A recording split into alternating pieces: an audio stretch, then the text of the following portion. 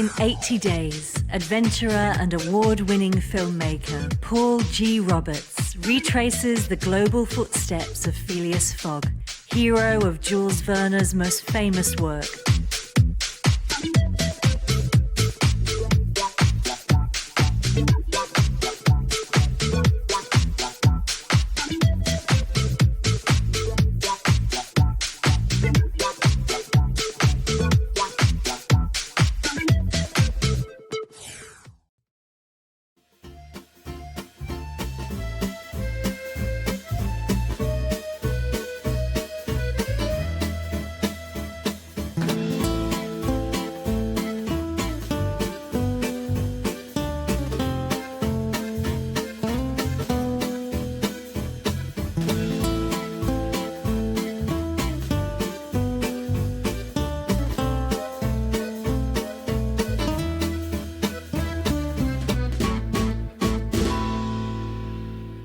Today, Paris is known all around the world as the city of love, l'amour, and also the city of light.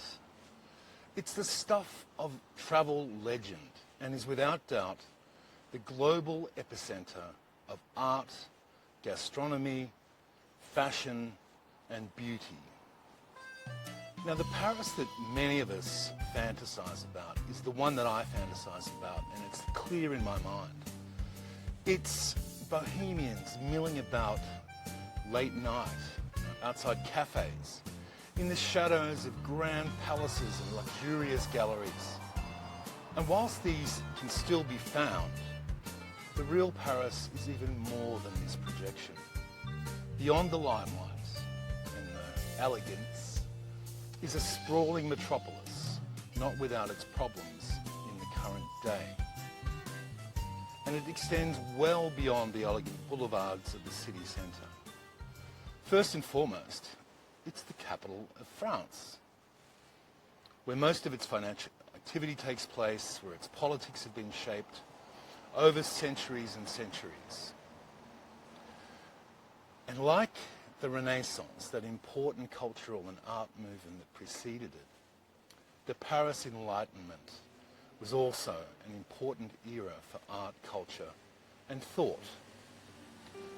Paris was actually the home of this Enlightenment movement. It's lesser known than the Renaissance, but it's still an incredibly important thing. And the Enlightenment movement went hand in hand with Paris's legendary cafe culture. In fact, the word cafe culture was probably termed to encapsulate what was going on in Paris. And ironically, the most explanations or discussions of the Enlightenment are all about the Enlightenment unfolding in Paris. Now, the French, or the Paris Enlightenment, was characterized by the emergence of a group of thinkers, which were called the philosophes, pardon my French, whose writings sought to give enlightenment everywhere, both a rationale and an agenda. It was kind of a quasi-political movement as well as artistic or cerebral movement. And the defining achievement of the French Enlightenment was the publication of the Encyclopédie, a multi-volume compendium of all useful knowledge that was to kickstart European civilization in the direction progress. The philosophes were men, pardon the misogyny there, were men of letters, which, as Voltaire explained, meant they were not scholars, but explorers of knowledge. And this may explain why so few of the philosophes actually offered any original contributions to philosophy. Their ambition was not to come up with anything new in the way of ideas, but to put to work what was already known to work in ways helpful to humankind. The archetype of the philosophe was Voltaire himself, who with some success tried his hand at almost every genre of writing, from novels to poetry to philosophy. And during the Enlightenment, cafes in Paris played a leading role.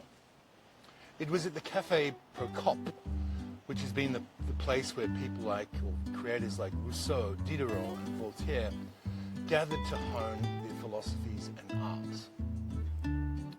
After the revolution, Paris cafe culture got a big jump. And again, it became the haunt of important writers and thinkers, gathering to exchange ideas and work on the next masterpiece. Think of France, and you may think of the Belle Époque, the paintings of Edouard Manet and Renoir, who first evoked Paris's liberated counterculture and the beauty of its people. Ernest Hemingway once said, "London is a riddle. Paris is the explanation." To this city of dreams, all the greatest artists and freethinkers of the 20th century have flocked.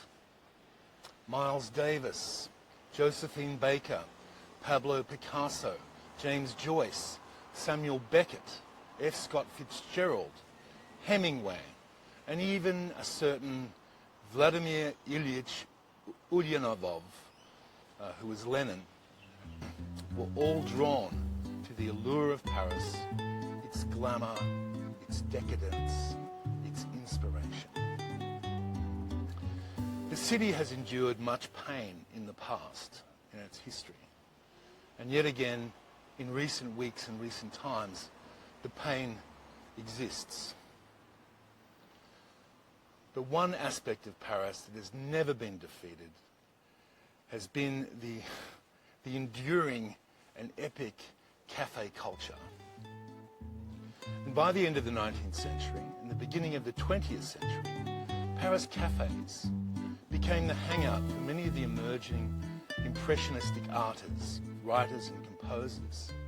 Everyone from Oscar Wilde to Toulouse-Lautrec, Eric Satie, even Claude Debussy. Coffee was a polite cover many times for the more sinister addiction they had back then to absinthe. The names are iconic. Le Deux Magots, Café de Flore, Le Dôme Café, Le Deauville, Closerie de Lilas, Le Select, La Rotonde. All homes during these early years of some of the most creative people to ever walk the planet. Revolutionaries like Vladimir Lenin and Trotsky and Karl Marx before them plotted their overthrow of capitalism and royalty in the cafe backrooms of the Montmartre. And wandering around Montparnasse or Montmartre, you might easily have bumped into the likes of none other than Pablo Picasso, Salvador Dali, or Ernest Hemingway, not necessarily in that sequence, or Paul Perrault, one of the early pioneers of French couture, Coco Chanel, both of them having a slanging match. You could definitely picture that. So coffee houses continued to be free thinker zones and fashionable places to be seen until the shadow of World War II and the occupation of Paris. In the post-war era, cafes thrived again. One name, Valley Myers, perhaps encapsulates more than any other woman this post-war bohemian. Ironically, she was an Australian. The actor, dancer, artist moved to Paris in 1949, full of dreams, but found herself living on the cruel streets of Saint-Germain on Paris's left bank. Here she is, captured in a wonderful series of photos by Dutch photographer Ed van der Elsken, documenting the bohemian life on the Rive Gauche and entitled Love on the Left Bank. And it was published as a photo book, stories from the British Picture Post. Myers' life, look and work inspired many future artists, from Bob Dylan, Leonard Cohen, even Patti Smith. Tourists flocked to the city on the Seine in their droves, seeking this elusive, imagined Paris that lives in a set of images, carelessly flicked cigarettes, rock star philosophers debating, and of course over the ever-present smell of freshly baked baguettes,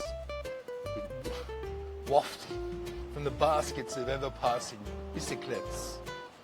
Beauty in all things, in buildings, in art, in food, in clothing, in people, but most importantly, in ideas. Visitors come to revel in the elegance of the urban, where artistry can be found in every single corner. They hope to sample just a hint of the irresistible city that provided the sustenance and the setting for works such as Alexandre Dumas' The Three Musketeers and Victor Hugo's Les Miserables. In many ways, we were attracted to an idea of Paris, the city of that storied Belle Epoque, the Enlightenment, La Ville Lumière, originally derived for celebrated luminaries. We imagine a city home to one of the oldest universities in the world, the Sorbonne, whose sophistication, beauty, and dizzying splendor, from grasping Gothic and opulent Baroque to the soaring modern and mind-bendingly postmodern, it's attracted artists and intellectuals for centuries, and it probably will for eternity. So when you gaze up at the Eiffel Tower, or the windmill of the Moulin Rouge, or at the paintings that adorn the walls of the Musée d'Orsay, we are grasping just a little bit for those years of the Belle Epoque. Between 1880 and the outbreak of the First World War, the tumult of French politics seems to abate, and Paris became the world's cultural North Star, the place of possibilities. Automobiles were appearing on the streets, and the city began to be lit by tens of thousands of gas lamps. And Auguste and Louis Lumière were showing the first films in history. In the whirlwind free-thinking fervour, Paris drove art's evolution, from Impressionism and Modernism to Art Nouveau and Art Deco. It was Vincent van Gogh and Paul Cézanne to Henri Matisse and Pablo Picasso. Eric Satie played his minimalist melodies on a piano in Montmartre, as the can-can, set to Offenbach's music, was danced at cabarets and music halls around Paris's distinctive boulevards. Squares and parks recently designed by Georges Eugène Haussmann. And to open the 1889 World's Fair, Gustave Eiffel built the world's tallest man-made structure. Previously, the world's tallest structure was the Great Pyramid of Giza. It was a wrought iron lattice-topped tower with hundreds of gaslights beaming out the tricolore, the flag of France. And quite literally, all of a sudden, this city was the nation and city of light.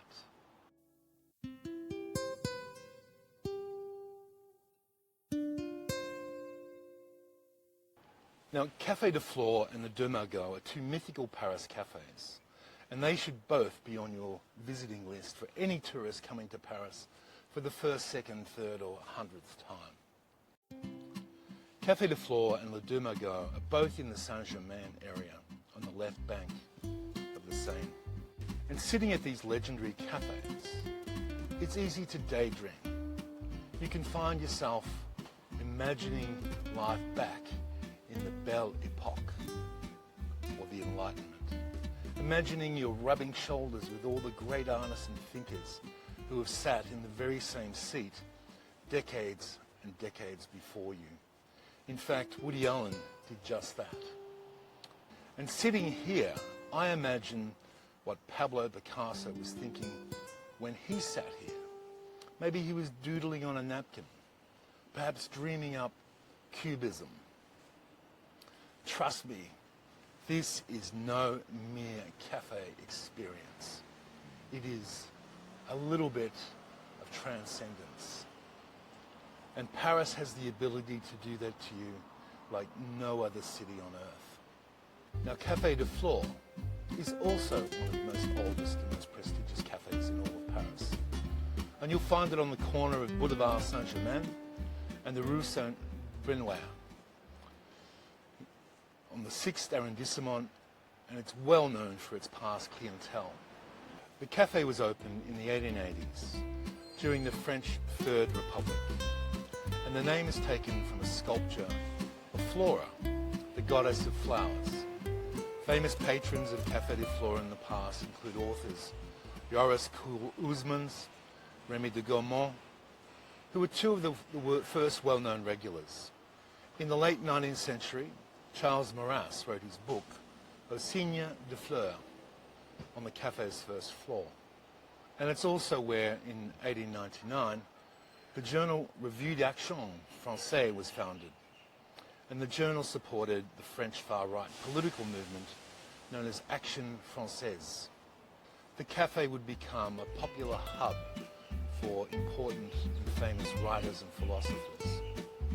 Georges Bataille, Robert Desnos, Léon-Paul Fargue, Raymond Queneau were all regulars, as was also Pablo Picasso, Chinese Premier Zhou Enlai, who was also known to be a frequent patron of Café de Flore during his years in France in the 1920s. And the classic Art Deco interior of all red seating, mahogany and mirrors hasn't changed since World War II. Like its main rival, De Magot, Café de Flore has hosted most of the French intellectuals during the post-war years. And in his essay, A Tale of Two Cafes, and his book, Paris to the Moon, American writer Adam Gopnik mused over the possible explanations why the Flore had become, by the late 1990s, much more fashionable and popular than Les Deux Magots, despite the fact that the latter cafe was associated with Jean-Paul Sartre, Simone de Beauvoir, Albert Camus, and other famous free thinkers of the 1940s and 1950s. It's mind-blowing to think that these cafes have been rivals for so long that essays, films, poems and books have been written on the rivalry. The Prix de Flore, a literary prize inaugurated by Frédéric Beigbeder in 1994, is awarded annually at Café de Flore. The Flore Award was established one day in May 1994 around one of the tables in order to crown a writer that displayed promising talent. The selection criteria was originality, modernity, and youth. Café de Flore, like any other bistro or brasserie in Paris, offers a standard range of teas, coffees, hot chocolates, alcoholic drinks, juices, toast, croissants, omelets, salads, soups, desserts, you know, standard bistro stuff. The nearest underground station or metro station is Saint-Germain-des-Prés on line 4 of the Paris Metro. Les Deux Magots Cafe is also located in Saint-Germain-des-Prés, and it once had a reputation as the rendezvous of the literary and intellectual elite. It's now also a legendary tourist attraction. Its historic reputation is derived from the patronage of the surrealists, intellectuals such as Simone de Beauvoir and Jean-Paul Sartre, and young writers at the time who were living there like Ernest Hemingway. Other patrons included Albert Camus, Pablo Picasso, James Joyce, Bertolt Brecht, and the American writers James Baldwin, Chester Himes, Charles Sutherland, and Richard Wright. And they have a prize too. The De Magot Literary Prize has been awarded to a French novel every year since 1933. Les Deux Magots appears in The Chariot Makers by Steve Matchett, in which the author describes Les Deux Magots as the first cafe in the quarter to be blessed with the morning sun. Its clientele pay a healthy premium for drinking there, so maybe it's only fitting that they should be the first to catch the warmth of the day. Now, you may be wondering about the unusual name. Well, the name actually belonged to a fabric and novelty shop at nearby 23 Rue de Bucci, and the shop sold silk lingerie and took its name from a popular play featuring at the time, that is the 1800s, entitled Le Domingo de la Chine. And its two statues represent Chinese mandarins or magicians who gaze serenely over the room and keep an eye on things. So this is how the cultural landmark cafe of Saint-Germain-des-Prés got its name, after these two Oriental gentlemen statues. Magot literally means stocky figurine from the Far East. And in 1873, the business transferred to its current location in the Saint-Germain-des-Prés. In 1884, the business changed to a cafe and liquor store while keeping the same name. But that wasn't the end. Auguste Boulay bought the business in 1914 when it was on the brink of bankruptcy, and for 400,000 francs. And today the business manager is Catherine Mathivat, the great-great-granddaughter of the founder. And what a wonderful history to have the same family still operating the business.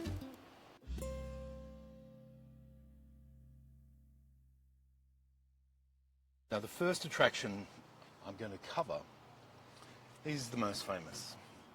I have to. It's the Eiffel Tower, or La Tour Eiffel.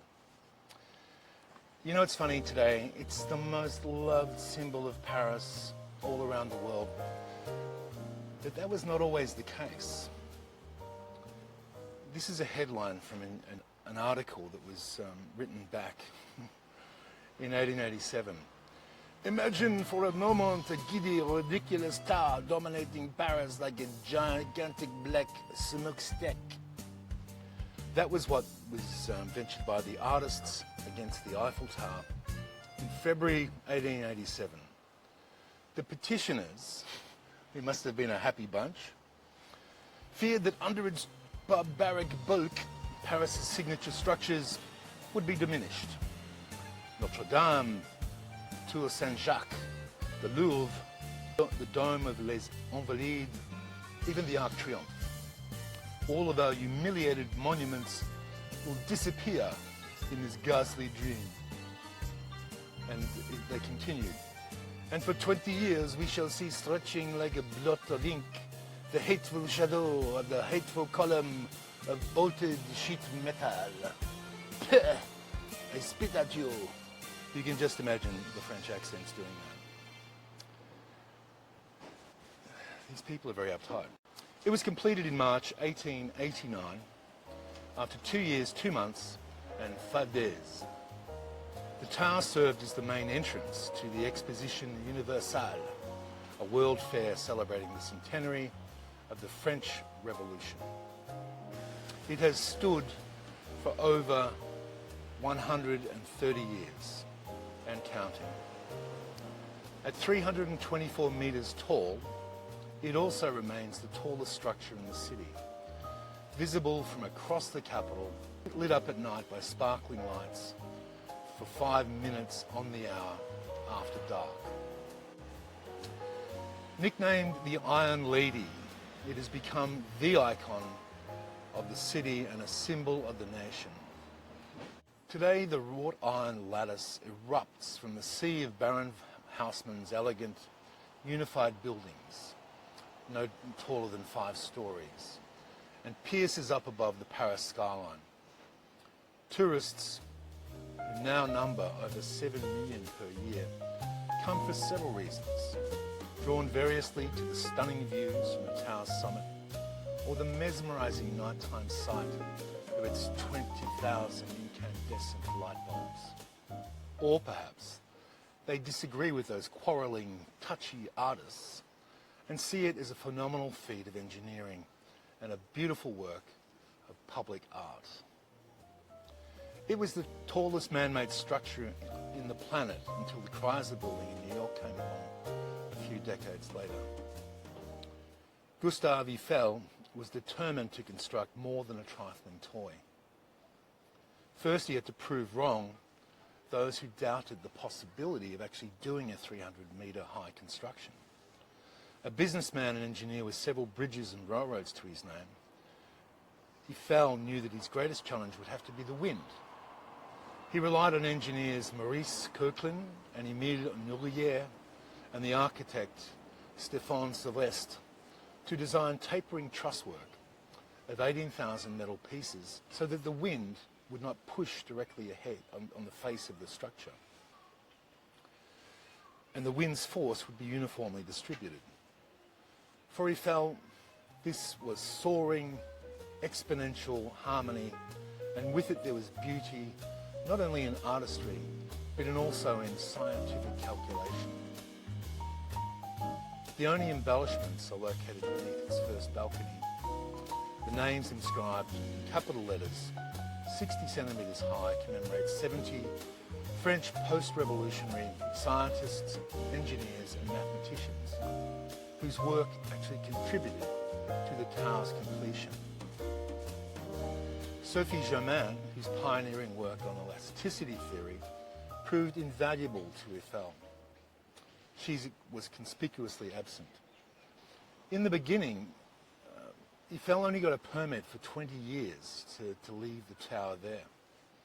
But Eiffel was desperate to prove his construction's utility.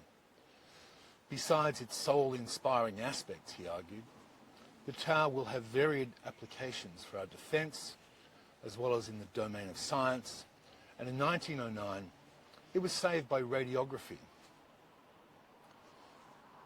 A year later, radiant energy was measured at its bottom and its top.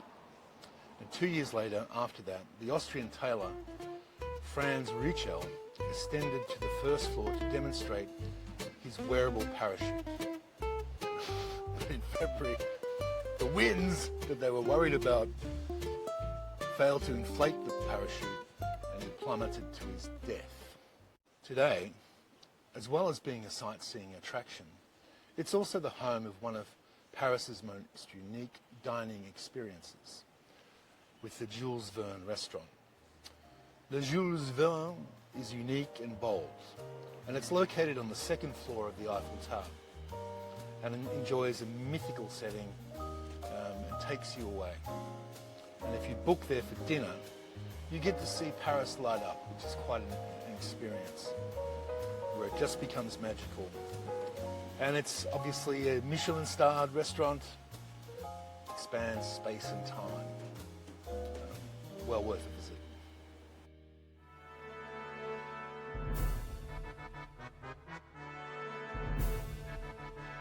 The next icon that you mustn't miss in Paris is the Arc de Triomphe. And it's one of the most famous and largest arches in all the world. It's renowned as a symbol of French national identity the world over. It sits in the heart of the Place Charles de Gaulle, formerly known as the Place de l'Étoile, or Square of the Star, an area named after the shape formed by the 12 avenues that extend out from all directions. The arch dates all the way back to 1806, when it was commissioned by none other than Napoleon Bonaparte, with the first stone of the arch laid on the birthday of the emperor himself. Taking inspiration from the Arch of Titus in Rome, Napoleon erected the Arc de Triomphe in honor of the imperial armies following their conquest of Europe. The arch itself is adorned with a series of colossal high-relief sculptures carried out by some of the finest artists of the day. Facing the Champs-Élysées, you'll find the Arc de Triomphe in 1810 by Jean-Pierre Cortot, and to its right, the impressive Department of the Army in 1972 by François Rude. Its soldiers are the volunteers from Marseille who give the French national anthem, and Rude's sculpture, the familiar name La Marseillaise. And whilst on the opposite side, Antoine Etex created the resistance of the French in 1814 and the peace of 1815. Alongside these magnificent sculpture, the arch also pays homage to the soldiers who fought and died in the French Revolutionary and Napoleonic Wars, with the names of 128 battles and 558 generals inscribed on its interior walls. And beneath the arch is the famous Tomb of the Unknown Soldier, and this was laid to rest in 1920 in memory of the further 1.5 million French soldiers who died during the First World War. And shortly after, it was confirmed that an eternal flame of remembrance should sit next to the tomb.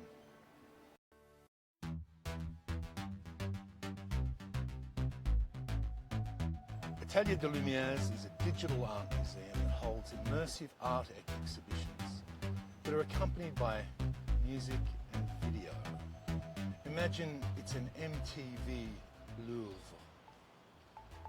The language of art has changed and it's no longer limited to just painting and drawing. Modern technologies offer us a whole new way to make, enjoy and appreciate art. Live streams, design apps, social media, editing software, photo fillers and phone cameras that shoot in ultra-high definition are today just some of the tools that make creating art for anybody easy to produce and consume. The centre is housed in an old industrial warehouse that began its life back in 1835 as an iron foundry. The two Plichon brothers, Jacques-François Alexandre and Hilaire Pierre, founded the business to supply parts to the Navy and various railway companies. And for nearly 100 years, 4 generations of the Plichon family successfully ran the foundry. Then in 1929, disaster struck with the global financial crisis and brought the business to an end. The company was dissolved 6 years later, and the building was sold to the Martin family, who are still the owners today. The building was used as a tool manufacturing plant for the next 65 years, and then lay empty until Bruno Monnier, the president of Culture Spaces, the French Museum Foundation, specialising in immersive art displays, recognised its potential. The centre opened in April 2018 with an exhibition that paid tribute to the work of Gustav Klimt, and over 1.2 million people visited the space in its first 12 months.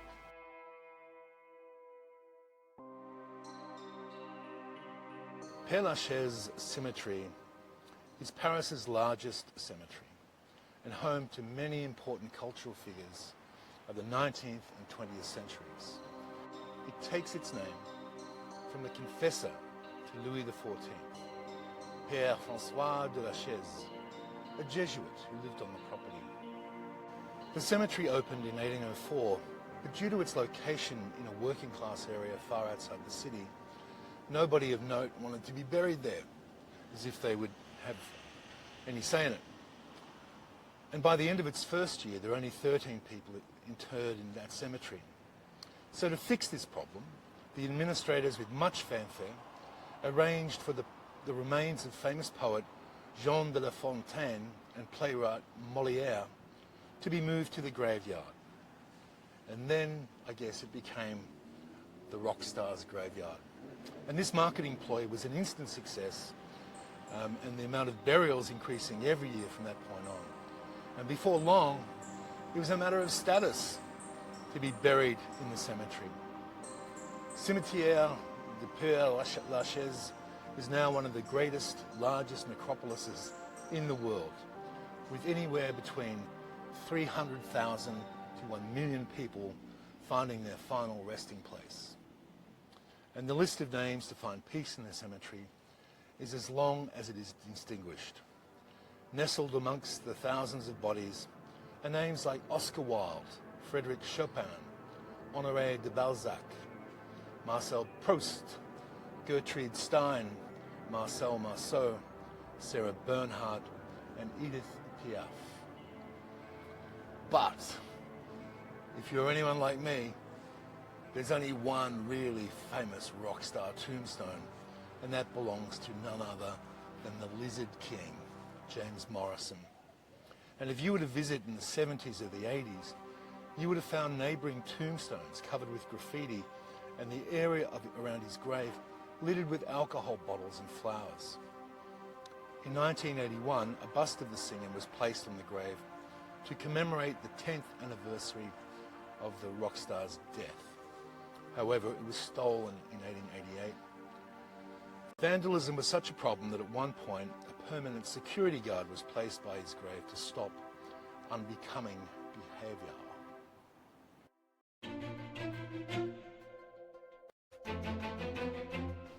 The Musée du Louvre, also known as the Louvre Museum, or the Louvre in English, is the world's largest art museum, located in the ground surroundings of a French Renaissance palace in Paris. The Musée holds one of the most lavish art and antiquity collections in existence. There are over 38,000 priceless artworks on display, and the museum's painting collection encompasses every European school from the 13th century all the way up to 1848. It's the home of Da Vinci's Mona Lisa, the world's most famous piece of art. And you have seen it in movies like The Da Vinci Code. Wander down the grand corridors lined with the masterworks of countless Renaissance and Baroque painters, including Veronese, Raphael, Vermeer, Rembrandt. Stand in awe of the enormous history paintings of Eugene Delacroix and Jacques-Louis David, the official painter of Napoleon Bonaparte.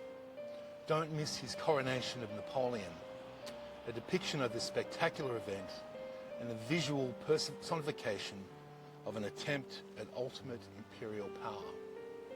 Never shying of feeding his sizable ego, Napoleon actually renamed the Louvre as the Musée Napoleon in 1802.